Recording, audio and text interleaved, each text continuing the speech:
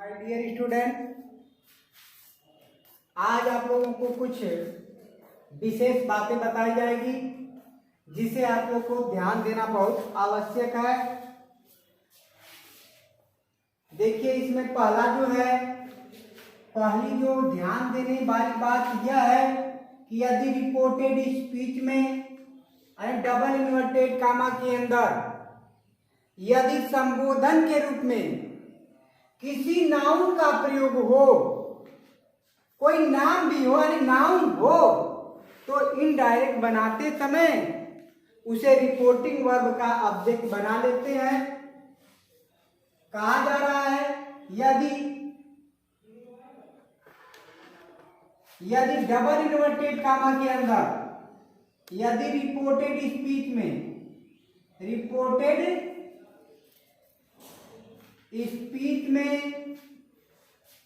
संबोधन के रूप में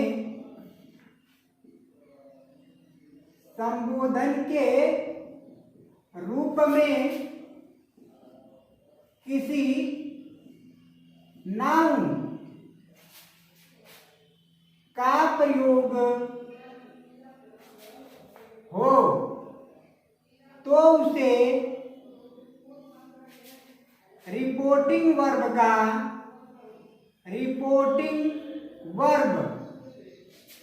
का ऑब्जेक्ट बना लेते हैं।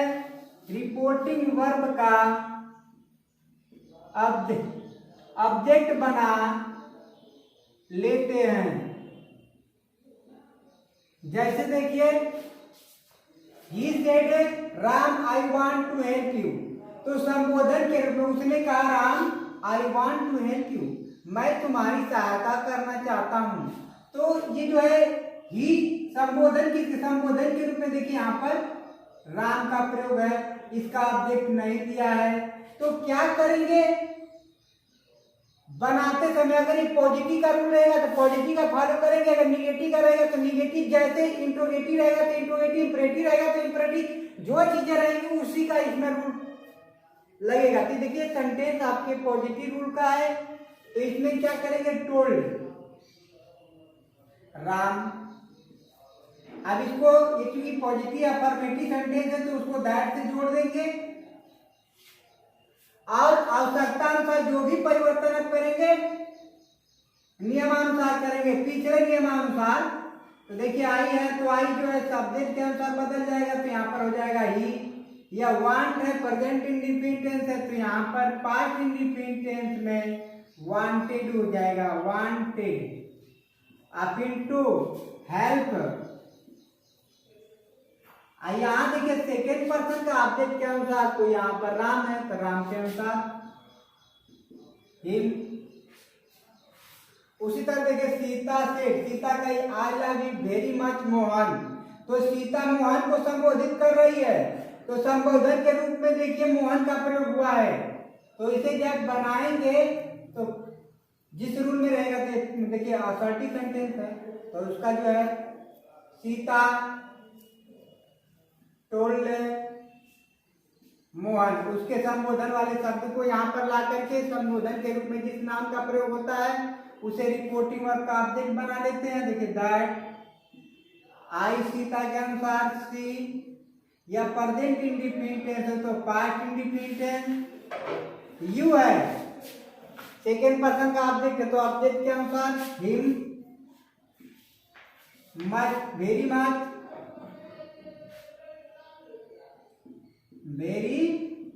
मच इसी तरह से जो भी सेंटेंस होंगे जिसमें संबोधन के रूप में नाम का प्रयोग होगा, रिपोर्टिंग वर्ब का उसे ऑब्जेक्ट बना लेते हैं। परंतु यदि रिपोर्टेड स्पीच में दूसरा ध्यान देने वाली बात यह है कि यदि रिपोर्टेड स्पीच में टर्म ऑफ एड्रेस के रूप में यानी जो संबोधन वाले शब्द होंगे, टर्म ऑफ एड्रेस, इसको याद कर लीजिए। जैसे होता है ladies and gentleman, my dear friend, future of country, my dear student, इस तरह के बहुत सारे मतलब टर्म ऑफ एड्रेस होते हैं।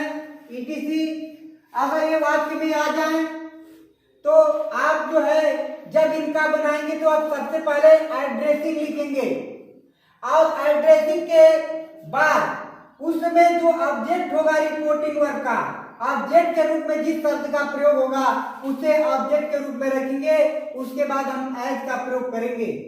मतलब एड्रेसिंग और उसके ऑब्जेक्ट, जो ऑब्जेक्ट के रूप में प्रयोग होगा उसे रखेंगे और फिर उसके बाद एज का प्रयोग करेंगे।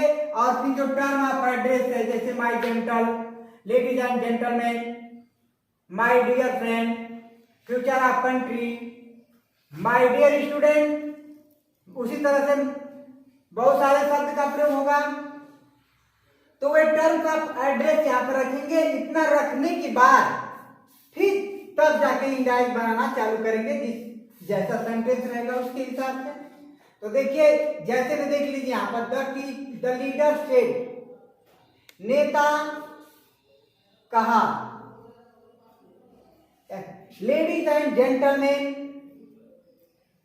लेडीज एंड जेंटलमैन होता है भाइयों एवं बहनों या समझिए सज्जनों। इफ माने यदि नेता कह रहा है कि भाइयों एवं बहनों, इफ माने यदि, देखिए सब ये टर्म ऑफ एड्रेस है। इफ माने यदि यू गिव मी, यदि तुम दोगे मुझे, अ चांस माने अवसर टू सर्व यू, अपना सेवा करने के लिए। नेता इसी तरह बोलता है, यदि आप मुझे अपना सेवा करने का चांस देंगे, अवसर देंगे, तो I shall do my best to please you. तो आई माने मैं, डू माई बेस्ट माने भरसक प्रयास करूंगा, टू प्लीज यू माने आपको प्रसन्न करने का। यह भाषण दे रहा है और उसमें आता है भाषण देने के लिए और इस तरह बोलता है। तो ये जो बोल रहा है नेता, तो ये बताइए कि किसको संबोधित कर रहा है। लेडीज एंड जेंटलमैन क्या है? लोग हैं। तो इसका मतलब यह हो गया कि the teacher, the leader said, किससे बात कर रहा है? पीपुल से बात कर रहा है। इसका तो ऑब्जेक्ट यहाँ नहीं दिया, लेकिन ऑब्जेक्ट के रूप में इससे पता चल जा रहा है कि लेडीज एंड जेंटलमैन लोगों को संबोधित कर रहा है, इसलिए इसका ऑब्जेक्ट यही समझिएगा आप, इसका पीपुल होगा। तो देखिए, तब इसको बनाते समय सबसे पहले आप ऐसे सेंटेंस को बनाते समय लिखेंगे एड्रेसिंग, यहां लिखेंगे एड्रेसिंग। और बताया गया कि एड्रेसिंग के बाद हम ऑब्जेक्ट लिखेंगे, क्योंकि यहाँ देखिए इस बारे सेंटेंस में the minister said to the student, यहाँ क्लियर कर दिया कि हाँ ऑब्जेक्ट है, परंतु यहाँ दिया नहीं है। और जब नहीं दिया है तो हमको सोचना पड़ेगा आखिर में किससे कह रहा है। जिससे कह रहा है वही हमारा ऑब्जेक्ट होगा। तो पीपुल से कह रहा है तो पीपुल ही हमारा ऑब्जेक्ट होगा। तो इसलिए यहाँ पर ऑब्जेक्ट के रूप में क्या लिखेंगे? The people. इसके बाद हम एज का प्रयोग करेंगे। एज के बाद यहाँ पर कहा है टर्म ऑफ एड्रेस लिखने के लिए। तो देखिए इसमें term of address ladies and gentleman है, तो यहाँ पर लिख देंगे लेडीज एंड जेंटलमैन। अब इसके बाद इतना लिखने के बाद वाक्य की शुरुआत करेंगे बनाना इनडायरेक्ट।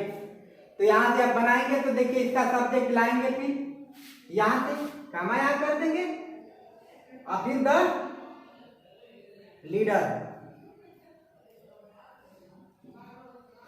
लीडर सेड, चूंकि सेड अब सेड हो गया। इसके बाद हम इसको दैट से जोड़ देंगे, या चूंकि असर्टिव सेंटेंस है तो दैट से ही जुड़ेगा। दैट इफ, अब देखिए यह जिस टेंस में रहेगा, यू है सेकेंड पर्सन का, तो ऑब्जेक्ट के अनुसार यानी पीपुल के अनुसार यहाँ पर हो जाएगा दे। और ये देखिए प्रेजेंट इंडिफिनिट टेंस है, तो आप इसे पास्ट इंडिफिनिट टेंस में बदल देंगे तो क्या हो जाएगा? गे। मी फर्स्ट पर्सन का सब्जेक्ट के अनुसार, लीडर के अनुसार हिम। अच्छा,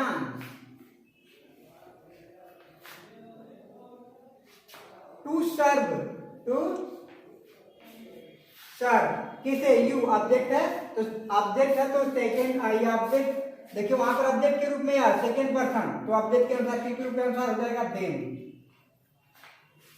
इसके बाद देखिए आई शैल बचा यहाँ पर, तो आई सब्जेक्ट है और फर्स्ट पर्सन का है, तो लीडर के अनुसार सब्जेक्ट के अनुसार बदलेगा, तो यहाँ पर हो जाएगा ही।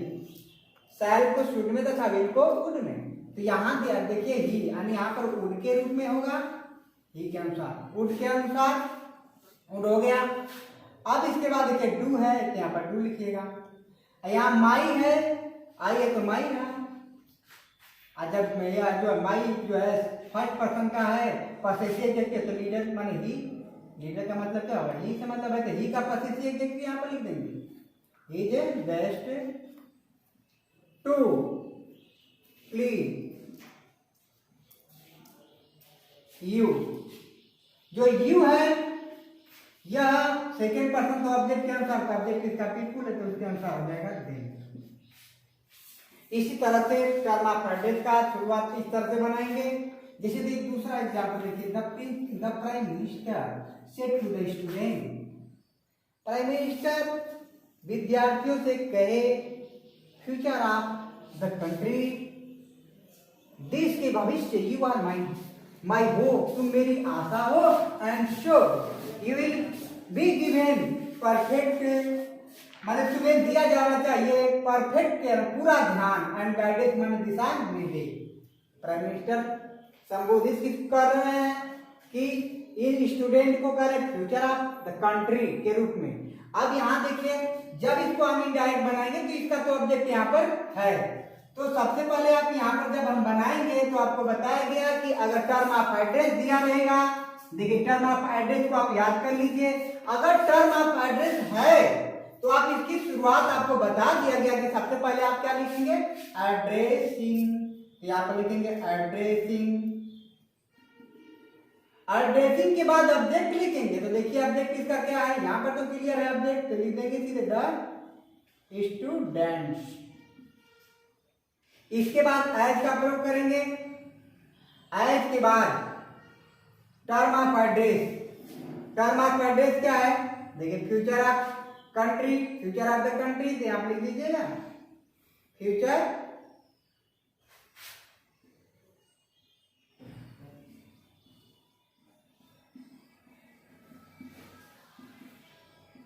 Future of country. अब इतना लिखने के बाद यहां कॉमा लगा देंगे। इसके बाद आपको बताइए टर्म ऑफ एड्रेस देने के बाद वाक्य शुरुआत करेंगे, तो वाक्य शुरुआत करने के लिए देखिए यहाँ पर इसका सब्जेक्ट द प्राइम मिनिस्टर, यहाँ पर लिखिएगा द प्राइम मिनिस्टर,